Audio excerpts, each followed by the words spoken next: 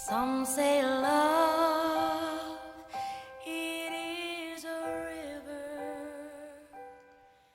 that drowns the tender. I'm Bradley, welcome to my channel. This is something which I never thought in a million years I would be doing. So I took a break from my channel and I was taking a break from my channel, which was some weeks ago now, and that was all about taking time for an operation, which I'm still recovering from, but today that's not what we're talking about. So my nan has passed away. I've lost my nan. Yeah. So I had my operation on the 25th of May. My nan was taken ill on the 30th of May. And anybody who knows me, my nan is my world. She's my absolute world. This life has blessed me with an amazing mum and an amazing nan. And just a gift from God. To be quite honest with you, I have no words to put how I am feeling right now.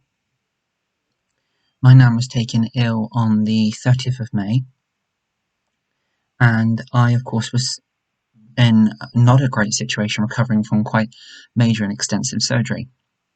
I had managed to be outside and sat in a chair, and my other brother took a phone call and asked to speak with my mum.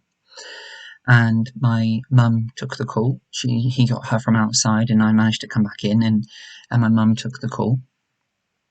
And it was the paramedics, which and they gave straight away. I don't know how much I want to go into detail. I don't know. And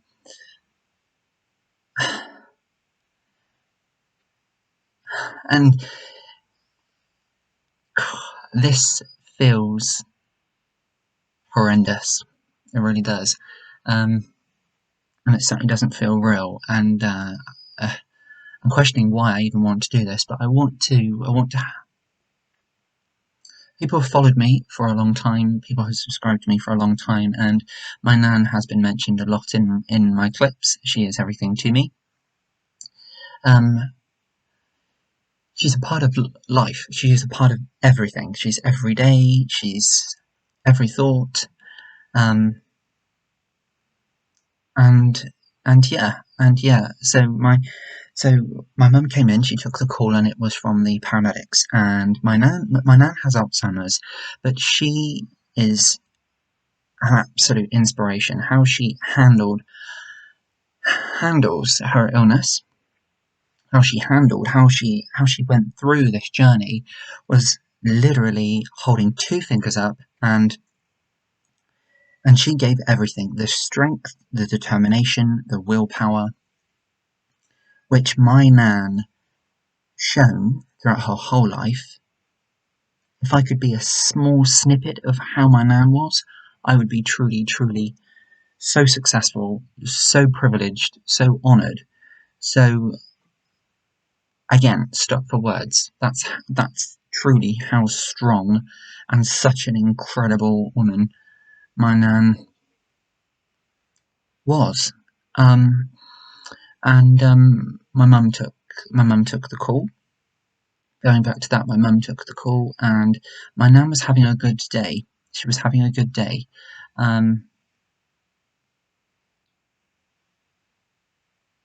She was having a good day, and I don't know if I want to go into that, but my nan was having a good day. She was having dinner, and bearing in mind, I called all the time. I'm with my nan often. I see my nan every week, and I know exactly what goes on with my nan, because my nan is in, I never call it a care home, but it's like a residential home for people with my nan's illness, and she has a beautiful apartment, like style room, and she has a very big space of her own, and she has sort of nursing care on hand all the time. But my nan is a very strong lady. she was not frail, and she really she she was she's a beautiful soul, and a really really strong lady. And my nan was having a good day, and she was having dinner, and apparently something caught in my nan's throat. She started to choke. So really traumatic, which is really difficult to take. And she couldn't breathe, and that's one thing what my nan always panicked about was her breathing or anything by her throat. The people on hand and the care management at the time, they got the ambulance there, and they were there within minutes, and that's who called my mum. And they told my mum the severity of the situation, and straight away they got there. Straight away they got there, and straight away, even though in my situation I knew I had to be there, my mum was there and my eldest brother, and we informed all of our family. And as soon as I walked into the room with my nan, I could see, because she started to choke and she couldn't breathe, and then of course they think that she had a massive heart attack. Yeah, yeah. So a massive heart attack, and when I walked into the room and I seen what this had done to my nan,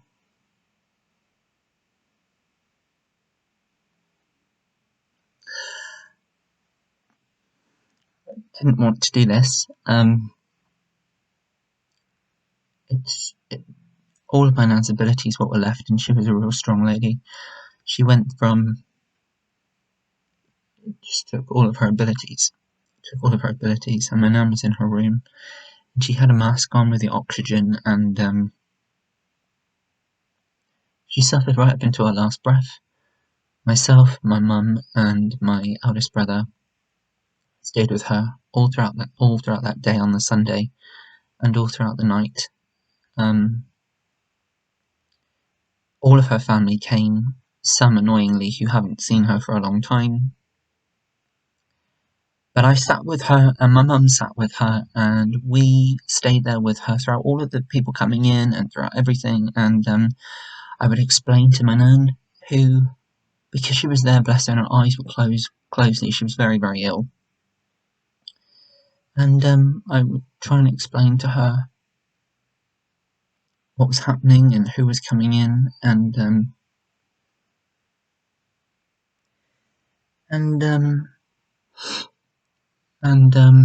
my mum was there with me, and just seeing my mum have to go through what, I mean, it's my nan, but here I am watching my mum go through this with her mum, and to be quite honest with you, they've almost been like sisters, best friends, incredible bond. And then the early hours in the morning on the Sunday, my mum did not leave her side. I at that time was in a lot of pain and discomfort, so I went home and I got some pain. My mum made me, bless her. Excuse me. My mum made me, and to get some pain relief and things. But and my eldest brother came, obviously, because I don't drive. My brother took me back to our family home and sorted myself out. And I kissed and hugged my nan, and I just knew it was so difficult. And I just thought to myself, please, please don't. I was praying to the Lord, please nothing happened before we got back. And we got back, and my mum held my nan so tight, looked after her through all what was happening, and I don't really want to go into that. And when I came back, I could see that my nan was getting a lot weaker. At this point, my twin brother came back. He'd seen her the previous day. I called him from his work, and he came back. And I have 3 brothers. They all were there with my nan and seen my nan. But right at the last moments, it was my mum, it was me, my brother, my twin brother Cameron, and my eldest brother. And my nan, the people that were looking after my nan gave her some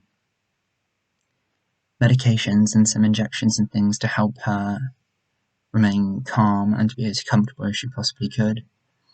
We kept hugging her, and I would sit by my nan and I was holding my nan's hand, and my head was almost like on my nan's pillow, and I was just praying that hopefully my nan would come through. So I wanted my nan to carry on.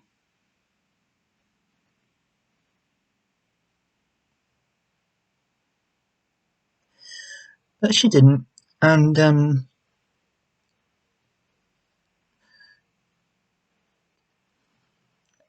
was sat with my mum, and all the time me and my mum were there, and I could feel my nan sort of breathing, because at this point we changed over, and rather than mum sat next to nan, I was. I could feel my nan getting weaker, and I could feel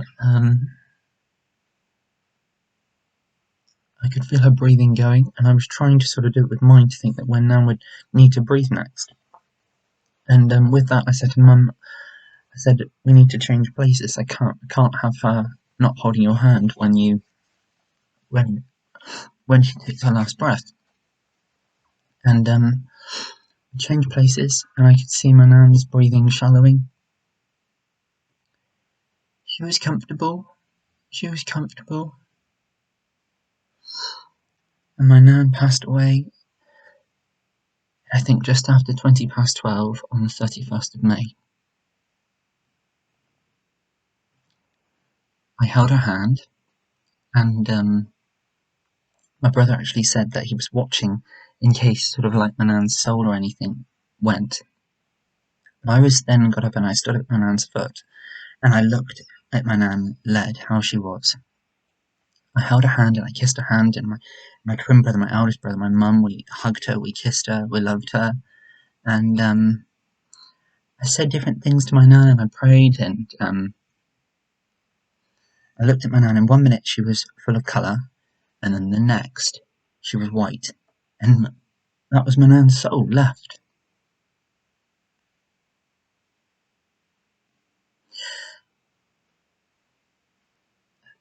And now I've lost my nan.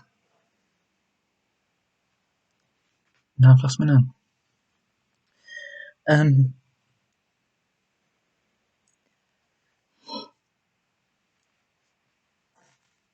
um, um,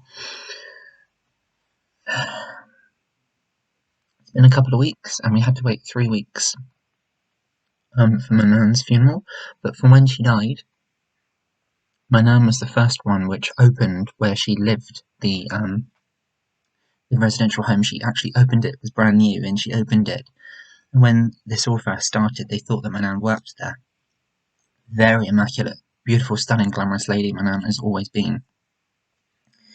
And when she died, the funeral home, which actually looked after my grandfather when he passed away 26 years ago, it was the same family home, funeral home, and they actually remembered my grandfather, and as they brought my nan out, everybody in the care home stood, and they paid their respects as they took nan out, and they took her to the funeral home, and I called to see if she had arrived. I think nan gave me an inner strength, where it was time then for me to sort of step up and to really support everybody as well. Everybody fell to pieces. I'm still there now.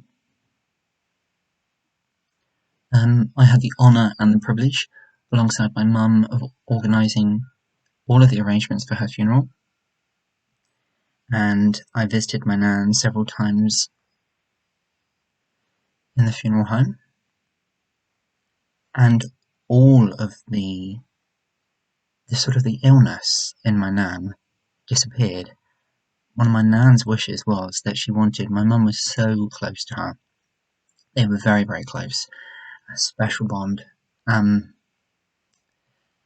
my nan always said to my mum that whenever anything happened to her, when it was her time, when she was in her coffin, that she wanted her makeup done by my mum.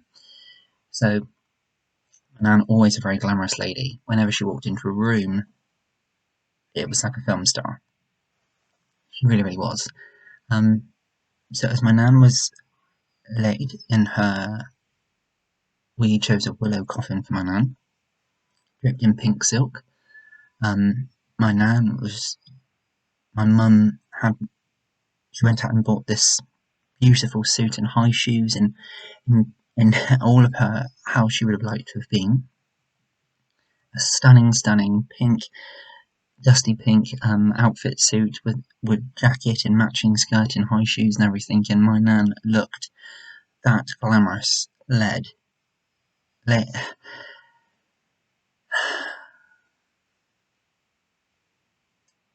She looked incredible. Just let it peace. She just looked incredible.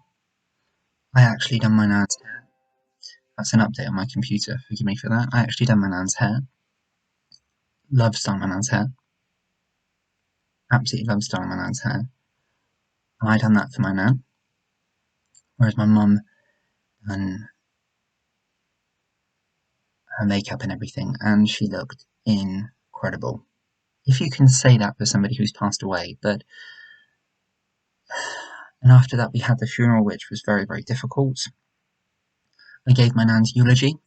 I think it was nearly 6 pages. I've got it downstairs somewhere. 6 pages of it. It took me, I think, nearly 20 minutes to read at the funeral. I organised that, and it was very, very fitting for my nan. On her entrance, we had her grandchildren and her grandsons carrying her in with one of her sons. We had Bette Midler the Rose on my nan's entrance music. Then we had a hymn of Abide With Me. We had some readings from the Bible. Then we had me giving the eulogy. And then we had... Excuse me. Okay, I'll be with you in a moment, Mum. And then we had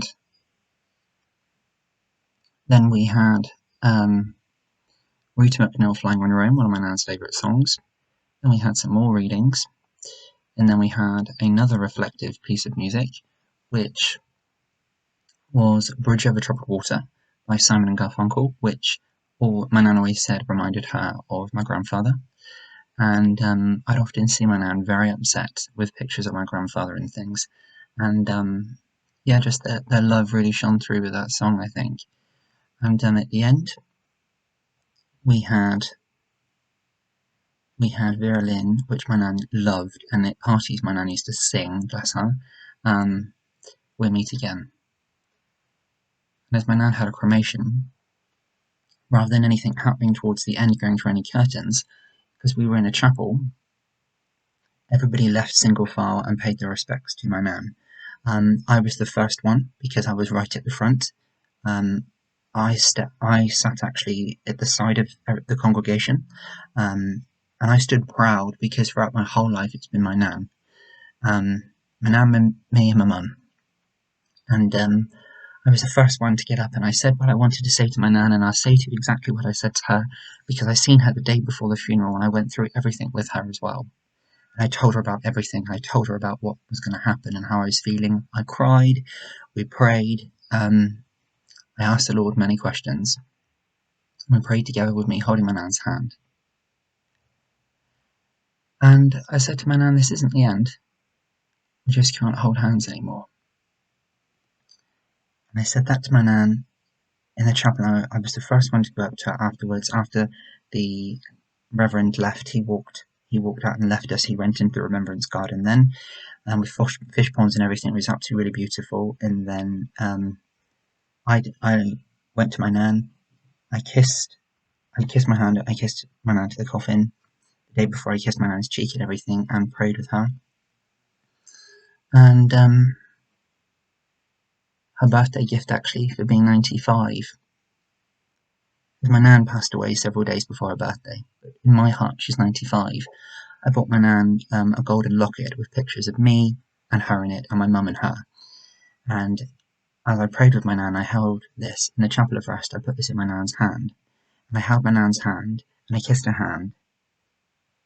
And when my nan would always buy a lottery ticket, she would always say, "I'll kiss it first, then you kiss it." So well, what I done is I said to my nan, "We'll do what we used to do. I kissed it first, and then I put it to my nan's mouth. And as I put it away, when I looked at it later on in the evening, there was my nan's lipstick on there. It's really, really, really wow.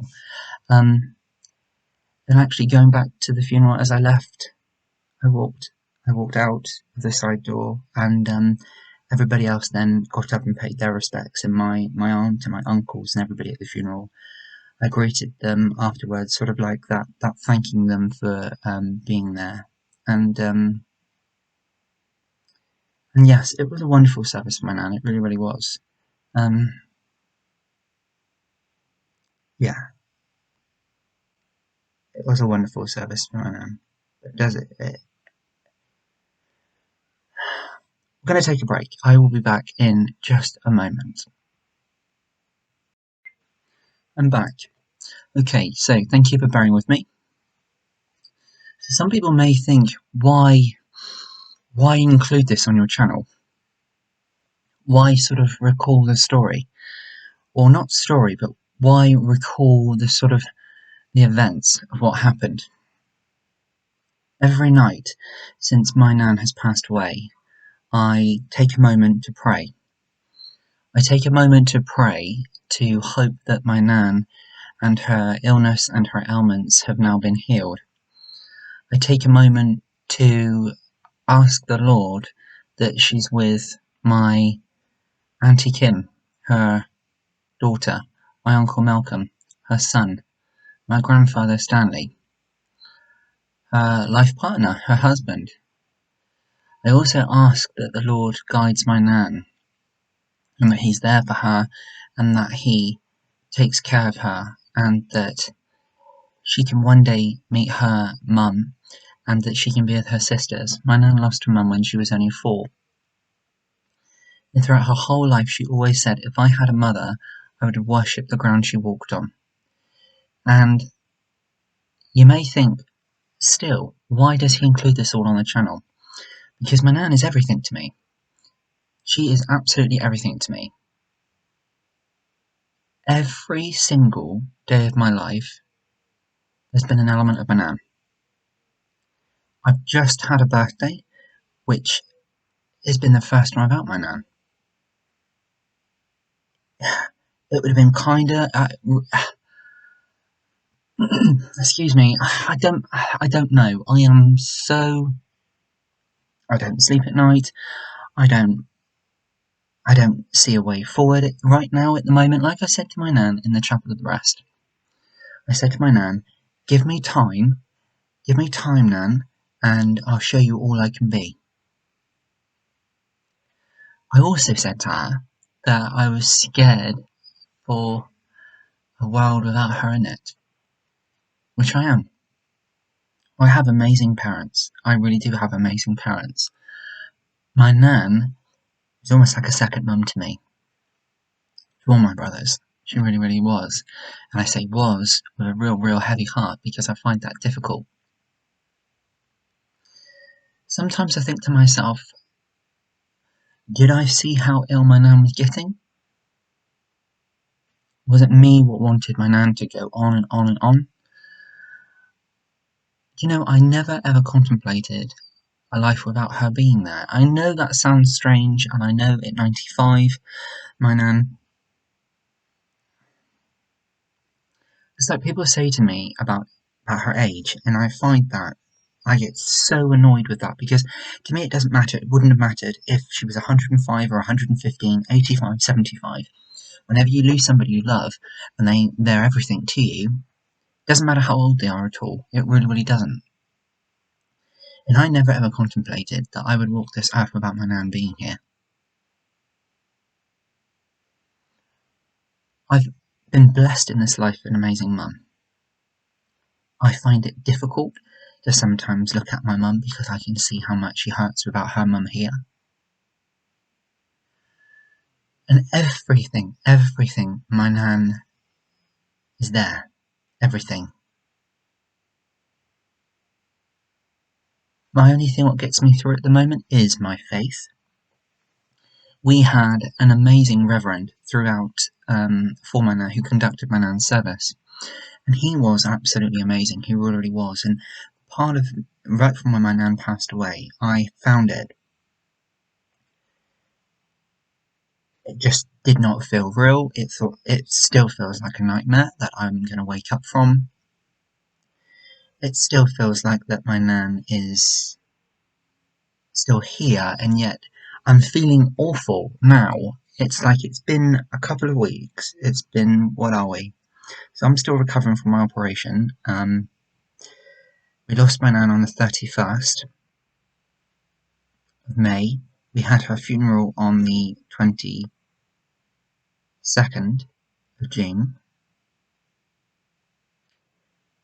And what occupied me was an absolute honour and a privilege, was doing all the arrangements, speaking with the registrar, with my mum, the flowers, the arrangements, with the reverend, picking out music. And I knew this because I just knew Nan. Me and my mum, straight away, we just knew it was just like, that's what Nan would like, that's what she's having, all the way through. If I didn't have my mum, I don't know where I would be. I really don't with all of this, I really don't. I've had silly thoughts, believe you me, I've had silly thoughts, I really have. But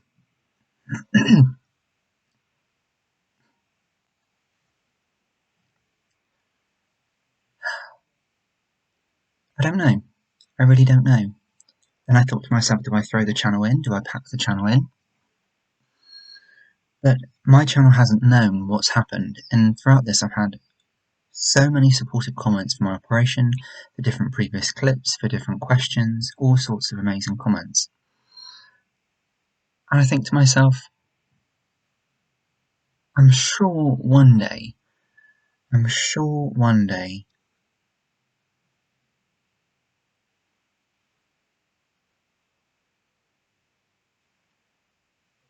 I'll be able to take a step forward, but I'll never ever be the same.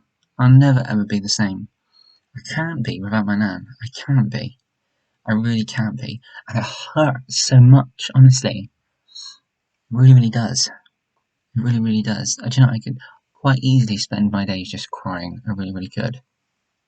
This is a treasured picture of me, and I'm not sure how it's going to show on here, but this here, you can see.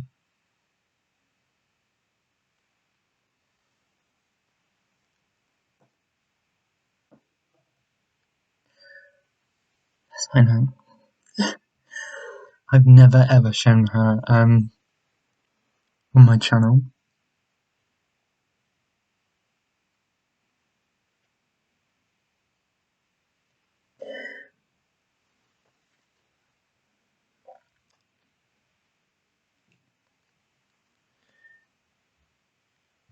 Hmm.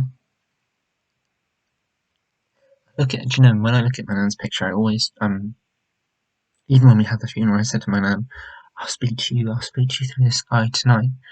I'll speak to you later, or I'll speak to you soon. I do. I always put my hands together and I'm talking. I half expect my nan to walk through the door. I really do, all the time.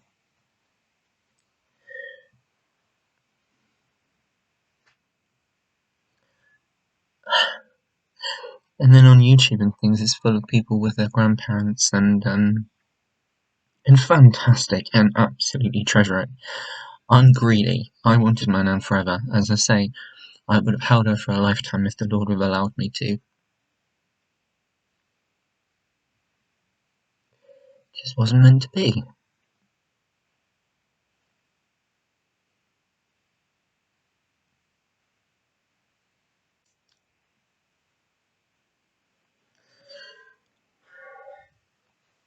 My nan was the most incredible, inspirational, most beautiful soul you ever, ever wished to meet. Whether you knew my nan 5 minutes or a lifetime, she would make you feel so at home, so comfortable, and just like that you were the only thing that mattered. She was the most loving, most warm, attentive, beautiful person ever, inside and out. And I mean, even from as young as I can remember, with my nan, all the time. You know, in my life, when I think about it, and excuse me because my nose is running crazy, don't know why, don't apologise. It's sort of like when and at the moment everything runs through my head, it really does. Sometimes even think that something is sort of happening because I am struggling. I have to admit I am struggling. The Reverend who done my nan's service is fantastic, and when I was worried about different things in my nan's service, he actually took the time and prayed with me and went through several of the things which I was worried about, sort of at the end process of my nan leaving me and going through the curtain on her cremation and at the funeral, and he helped me understand what that means, like the acceptance into heaven and the blessing and the committal prayer, because that's where my nan is. She's in heaven, and that's the only way I can deal with this. That she's in heaven, and we will all be together again someday. That's the only way. I've always believed that anyway, but that's the only way, because without that, I cannot. There's no physical way I can get through this. And you know what? If through this means leaving this, I don't want this to leave. My nan is here all the time. She's everywhere. She's everywhere. She really is. It was an honour and a privilege to do my nan's last wishes and her funeral and to give her eulogy. Really, really was. It's been such a difficult experience. We went from planning my nan's 95th birthday party, which we were going to have the whole family together in line with COVID restrictions and measures in place of where my nan lived. And we were going to have this picture and everything done, and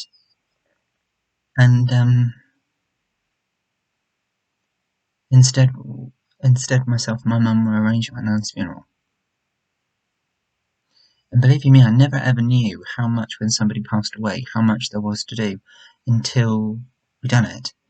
I'm just so thankful. The funeral home which done my grandfather's funeral and last wishes and arrangements, my nan always wanted to, she had these things planned, bless her, and they remembered my grandfather. It was the original couple actually. Lovely, beautiful people, and right from start to finish they could not do more, and just incredible. Of course, I wish with all my heart that my nan was still here with me.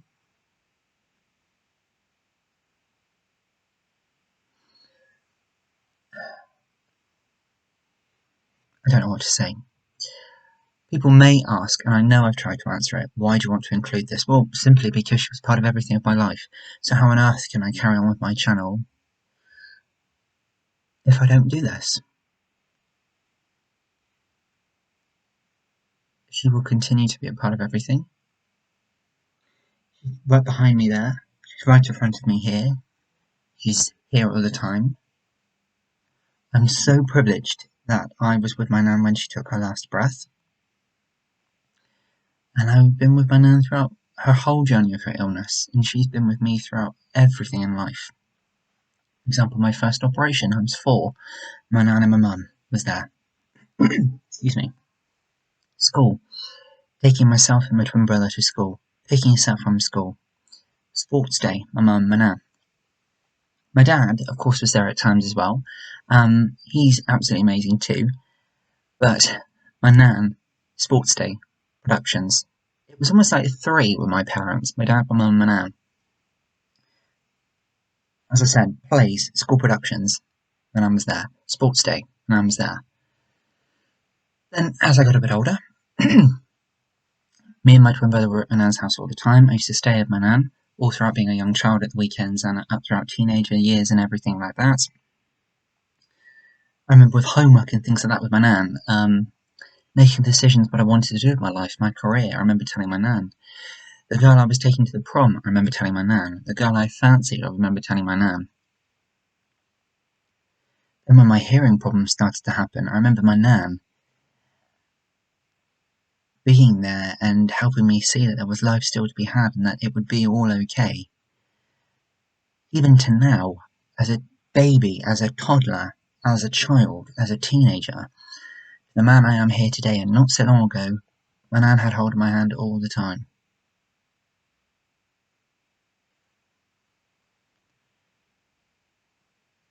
And I'm left thinking, what now? I put on a brave face all the time, I really do. I try not to cry in front of people, but I shut my door sometimes, and I just do, because I just miss my nan with all my heart and soul.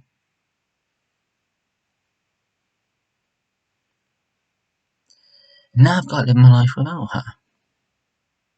But she always said to me, and this is what she used to say to me: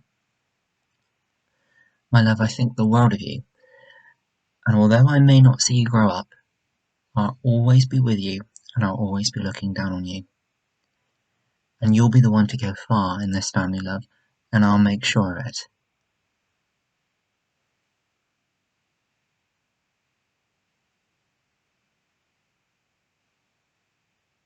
Wish she could tell me now.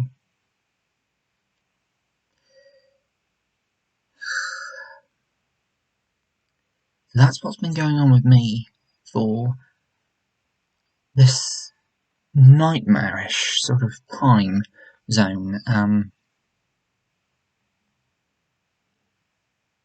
don't know what to say. I really don't.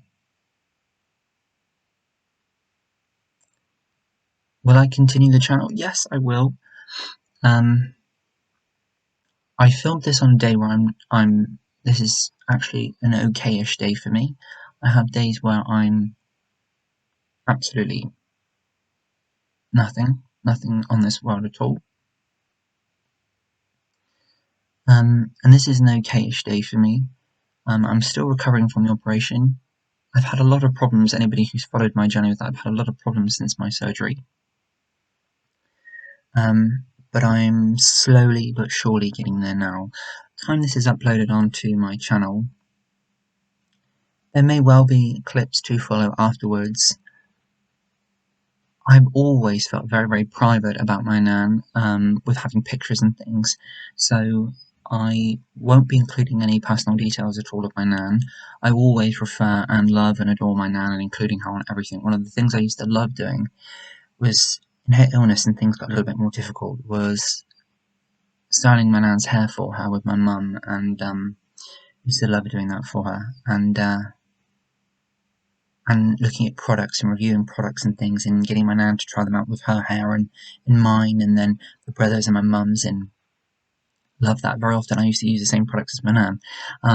Actually, had stunning hair, the 95 on my nan actually was led in her, and it's an awful thing to say, I know, was led sort of when she was laid at peace in her coffin. She looked absolutely glamorous. It was literally like, well, my nan was an absolute star. She was led absolutely at peace as a star. She looked so glamorous.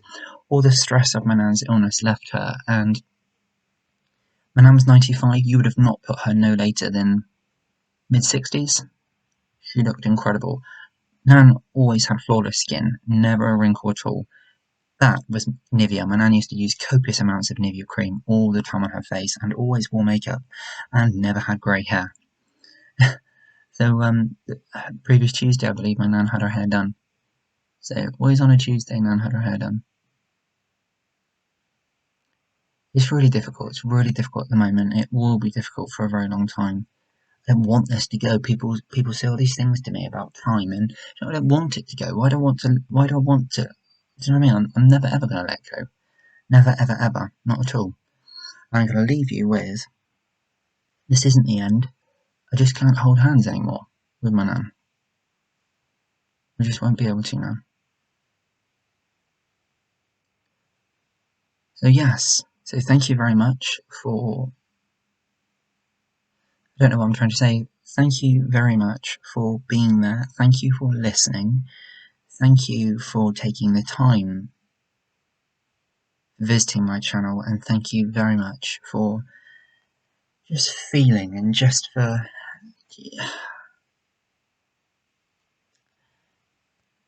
just thank you. Just thank you. Thank you for listening. Thank you for being at the end of this. And I know someone's going to be there thinking, wow. But, or how could you sort of, why would you, or what are you getting from this? Just the simple fact that Nan is a huge part of my life. And I included my Nan in my channel. And this will continue to happen. But this has happened, and yeah. I now talk to my Nan through the Lord above. Thanks very much. Okay, bye for now.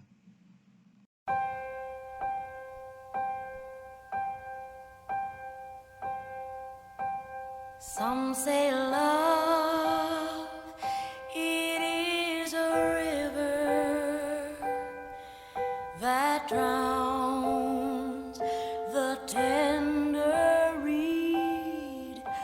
Some say love, it is a razor that leaves your soul to bleed. Some say love, it is a hunger, an endless aching need. I say love, it is a flower, and you, its only seed.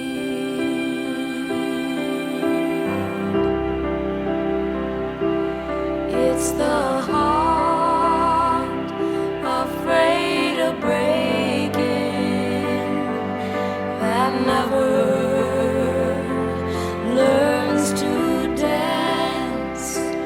It's the dream afraid of waking that never takes the chance. It's the one who won't be taken, who cannot seem to give, and the soul afraid of dying that never